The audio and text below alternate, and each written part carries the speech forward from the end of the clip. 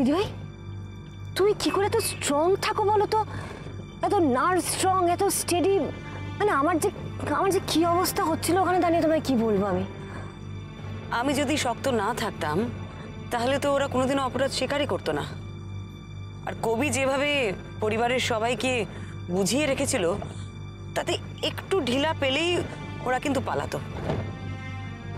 ভাবতে অবাক লাগে গো, একটা অপরাধকে ঢাকতে আরেকটা অপরাধ, এতগুলো অপরাধীদের আড়াল করতে একটা গোটা পরিবার সমানে একের পর এক মিথ্যে বলে গেছে, অন্যায় করে গেছে।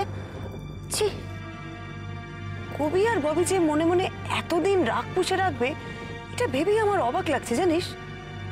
আর দুই ভাই তাদের ভাই অভিকে এত ভালোবাসতো যে ওদের কিন্তু একবারের জন্য মনে হয়নি যে ওদের ভাই অভি সেও কোনো ভুল করে থাকতে পারে। একটা কথা বলো, তুমি কি প্রথম থেকেই গোটা পরিবারটাকে সন্দেহ করেছিলে? মানে আমরা কাগজে যেরকম পড়ি না যে গৃহবধূর মৃত্যুর জন্য পরিবার দায়ী, আচ্ছা এটা তো ঠিক সেরকম নয়, তাই না? না না না না, আমি সেটা ভাবিনি।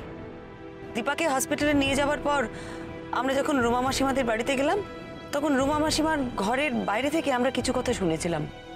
তখন অবধি কিন্তু রুমা মাসিমা এটাই ভাবছিলেন যে মাধুরীর ভুলেই দীপার আজ এই অ্যাক্সিডেন্টটা হয়েছে।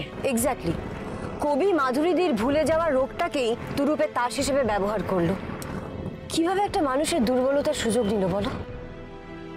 একটা কথা তোরা ভালো করে ভেবে দেখ, গুরুদেবের প্রেশারটা কবে থেকে আসতে শুরু করলো? মাধুরী মারা যাবার পর মায়ের কাছে ফোন এলো গুরুদেবের। মায়ের কাছে ফোন আসার পরেই না আমার মনে হলো গুরুদেবকে কে ডাকলো এই কেসে।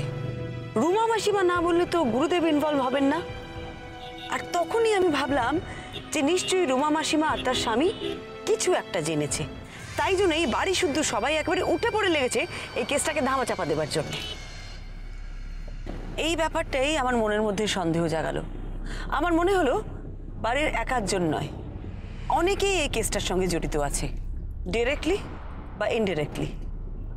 তারপর যখন ঋতিকা সেদিন মন্দিরে এসে আমাকে বলল মেজদা নয় মেজদা শোধ, আমার মনে হলো ও বোধহয় অভিকেই মেজদা বলতো। সেই জন্যই বলতে চেয়েছিল মেজদা মারেনি, মেজদা মারা যাবার শোধ নেওয়া হয়েছে। বাড়ি এসে মায়ের সাথে কথা বললাম, মায়ের সাথে কথা বলে ওদের বাড়ি সম্পর্কে কিছু কথা জানলাম। তবে বিশেষত যেটা জানলাম সেটা হলো যে মায়ের সঙ্গে রুমা মাসিমার পরিচয় ওই গুরুদেবের আশ্রমকে ঘিরেই। মা বলল যে ওদের পরিবারের আর কেউ খুব একটা গুরুদেবের আশ্রমে যেতেন না। তবে মায়ের একটা কথা শুনে আমার প্রচণ্ড খটকা লাগলো। মা বলল যে ওদের বাড়িতে নাকি 4 বছর হলো ভাইফোঁটা হয় না। মানে অভি মারা যাওয়ার পর থেকে? হ্যাঁ সেটাই। তবে ভাইফোঁটা কেন বন্ধ হয়েছিল ওদের বাড়িতে সে কারণটা মা জানতো না। আমার তখন থেকে মনে হতে থাকলো কেন কেন ওদের বাড়িতে ভাইফোঁটা বন্ধ হয়েছে, কি কারণ থাকতে পারে? নিশ্চয়ই ভাই সংক্রান্ত কোনো ঘটনা ঘটেছিল।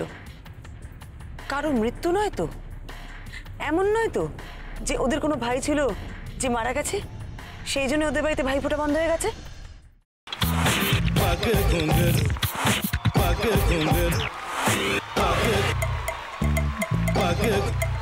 sa sa sa ga ga re re sa ni ni ni sa sa sa ga ga ga pa pa ma ma ga re re ga ga ga pa ni sa ma pa ni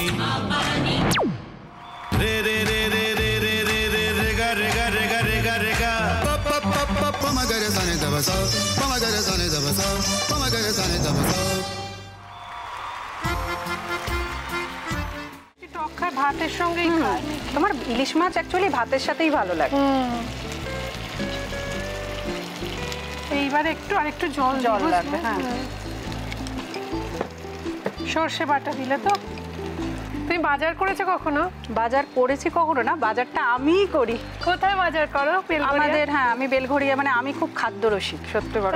হ্যাঁ মানে ধরো শনি রোববার হলেই আমার মনটা চুপচুপ করে।